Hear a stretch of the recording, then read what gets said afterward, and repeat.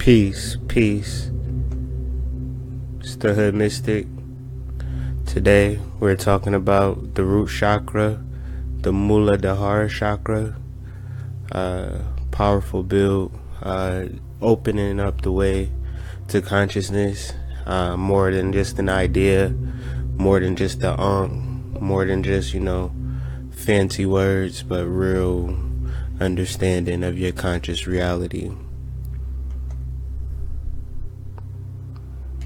So today we're going to talk about the Root Chakra and what it means. I am El Melchizedek, the Hood Mystic, and this is 7. It is said, can grow to heaven unless its roots reach down to hell. And what he's saying by that is, if you look at the tallest tree and you look at its leaves and its branches and its different foliages, whether it be flowers or fruits, you may pick the fruit, but you don't never think about the roots that lie deep within the soil, where all of the nutrients and all of the information is sent up from the base of the earth to the tree, which allows that tree to grow and expand. So when we're talking about the root chakra, we're talking about the roots of our spiritual enlightenment. And when we talk about spiritual enlightenment, we talk about our many lives in this existence. We try to get down to the very essence of our existence, the very seed of our existence that brought forth the root and the different flowers and the different fruits of our being. The chakras are spinning wheels of energy that are located within our subtle bottle, and the chakras represent symbolism, and the importance of symbolism is because our subconscious mind does not understand the spoken word. So through our frustration, through our anxiety, through our depression and mantras and various affirmations, when trying to deal with the subconscious mind, we don't understand the different symbology and symbolism. And so the root chakra is packed with symbolism that interacts with our subconscious mind, introducing various different gateways to deeper understanding of consciousness. The Muladhara chakra, or the root chakra, is not to be looked at as an anchor or something that is going to hold you down, but the real essence of root, which is the nutrients and the energy that is sprung forth from the core of the earth. If you think about your feet, the root chakra controls your lower extremities, so your lower intestines, your groin, your waist, and your legs, and your feet. Your feet are permanently attached to the ground, and even when we jump, the ground calls us back. Even when we fly, we have to land at a certain point. What goes up must come down is a representation of the earth and its magnetic pull on our being, and it is not something that holds us, it is something that rejuvenates us and refreshes us. So when meditating on the Muladhara chakra, we get that grounding and that energy surge, because it is our instincts, it is our desires. These are the things that are unconscious to us, but in our conscious world, we have mistakes and depression and hurt and disappointment, and these are a representation of the corrections that we need to take in our instincts. The problem is that our instincts are unconscious, meaning that we have problems that we try to deal with, but we cannot deal with. These things happen over and over and over and over again. So understanding consciousness, understanding magic, understanding law of attraction, understanding Kundalini is about initiating that change, and the root chakra is the initiation to that change. The Muladhara is a compound word. Mula is a Devyanic word, which represents the root. Adhara meaning foundation or basis. So when contemplating the foundation of a particular aspect of something, the foundation of a house, if you see a beautiful house on the corner, do you think about how sturdy that foundation is? And for the fact that you don't think of how sturdy that foundation is, does that make the foundation less important? So when we talk about the root chakra or chakra work, initially people will say, well, what's the point? It's not necessary. And that's the same thing as saying, what's the point? It's not necessary to have a foundation on the house. I just need my house to have glass windows and, curves here and just, a big screen TV, and I'm straight. That's not really logical. So when we talk about being the architect of our reality, the most important part of being an architect is creating a particular foundation. And the particular foundation that we need to establish for ourselves is that of a foundation of purity and divine connection. If we have a foundation that is not based upon purity and that connection to the earth, that connection to the source, then that creates, you may have a big, beautiful house. So you may have a wonderful, beautiful person in front of you, but she has no spiritual foundation, or he has no spiritual foundation. So what is that person really truly when things get heavy?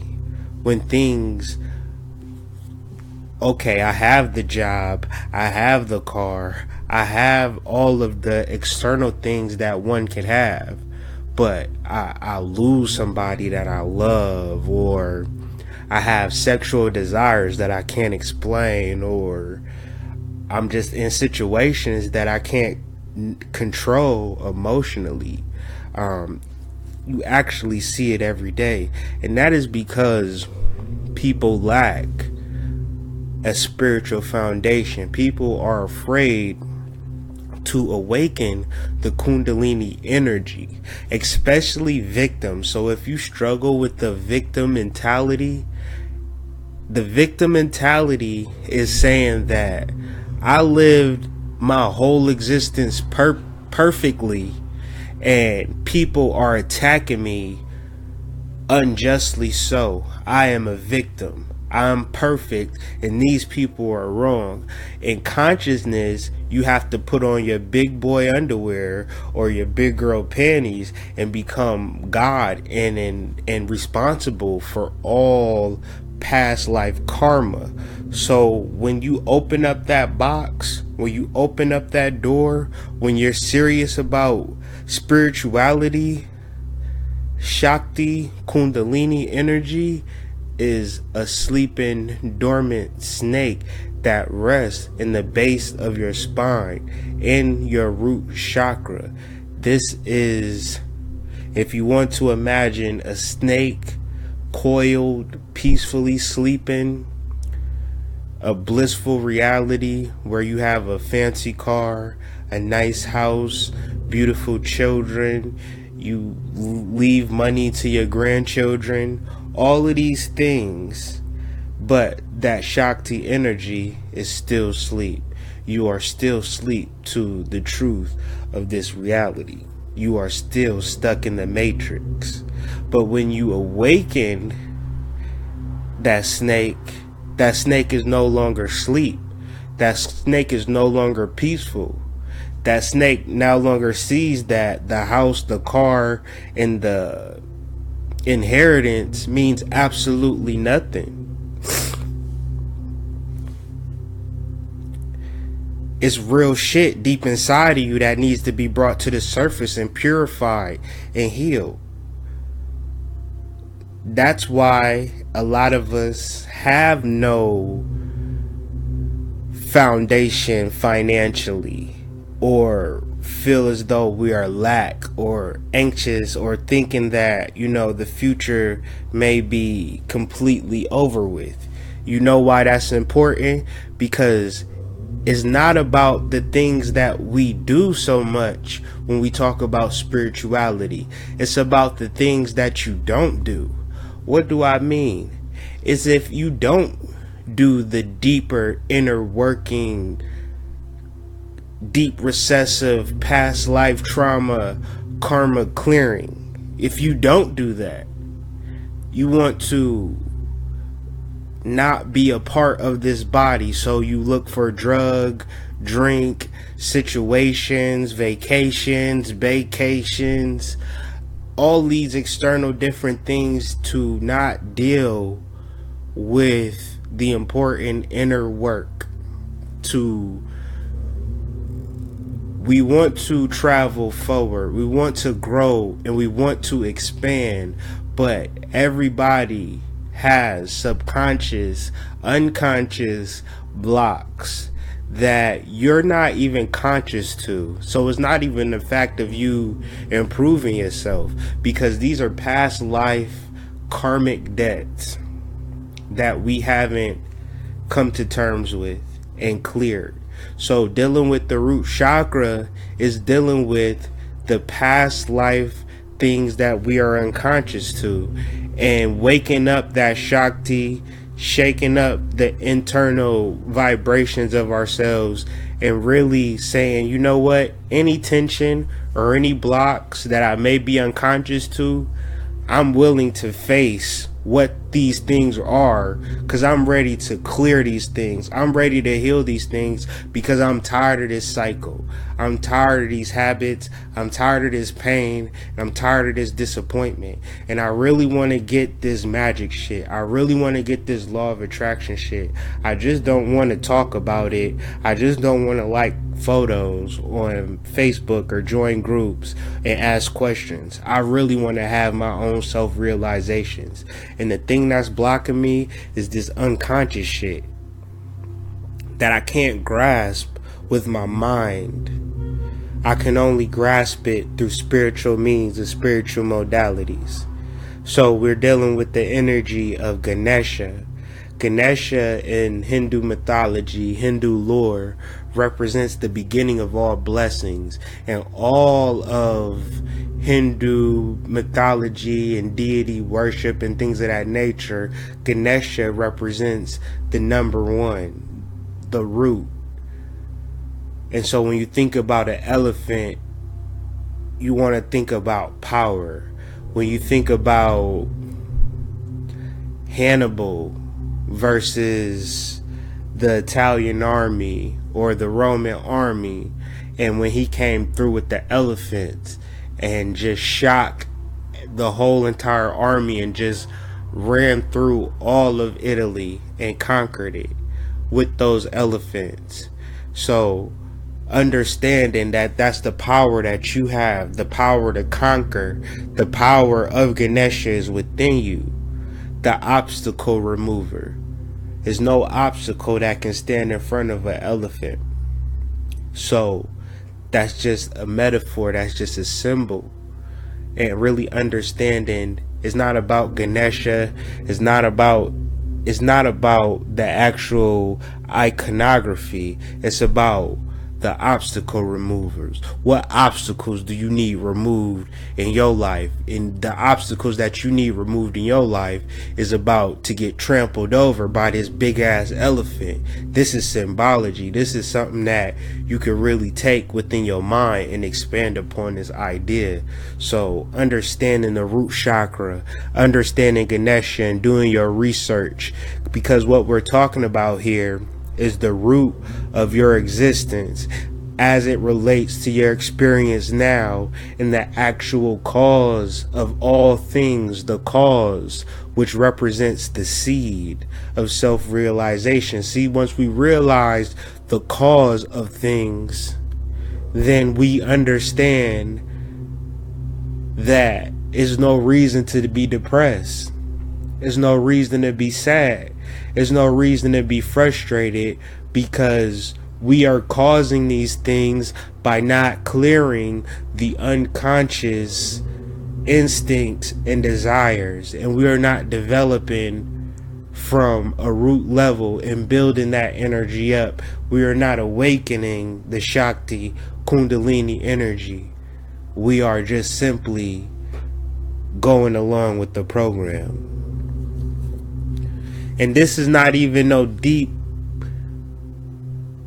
far out, occult, sick in the mind thinking. This is your regular Christian, Bible thumping thinking from Matthew chapter 17 verse 20. Because you have so little faith, truly I tell you, if you have faith as small as a mustard seed, you can say to this mountain, move from here to there, and it will move. Nothing will be impossible for you. If you understand the seed of your existence, then you can overcome all things. The thing that, understand that you came into this world as a seed. And from that seed, you gain roots. And from those roots, you gained a stem. And from that stem, you grew to a flower, a lotus that bloomed and blossomed to a human being. But through all of this, let us not forget that we all came from a microscopic seed. That is a fact. It's magical that you could come from something that's not even an inch long to, a being 5'7", 175 pounds from nothing. So when you say you can't do something, when you say that you're hurt, when you say that you're disappointed, when you say that you're depressed, when you say that you're fatigued, when you say that you're stressed, when you're going through what you're going through, are you understanding the cause? So when doing this root chakra work, we are searching for the root. We are searching for the cause. Because once we identify the cause, we can transmute and understand these energies. And what I mean by transmute is transform, meaning change completely rearrange the dynamics of our inner being.